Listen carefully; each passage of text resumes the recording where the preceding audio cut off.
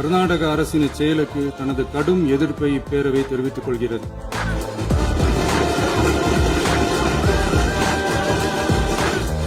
கர்நாடக அரசின் மேகதாது அணை திட்டத்திற்கு தொழில்நுட்பம், சுற்றுச்சூழல் உட்பட எவ்வித அனுமதியும் அளிக்கக்கூடாது என ஒன்றிய அரசை இப்பேரவை வலியுறுத்துகிறது. பிற படுகை மாநிலங்களின் இசைவு இன்றியும் ஒன்றிய அரசின் ஒப்புதல் இல்லாமலும் மேற்கொள்ளக்கூடாது என கர்நாடக அரசினை அறிவுறுத்துமாறு ஒன்றிய அரசை பேரவை வலியுறுத்துகிறது.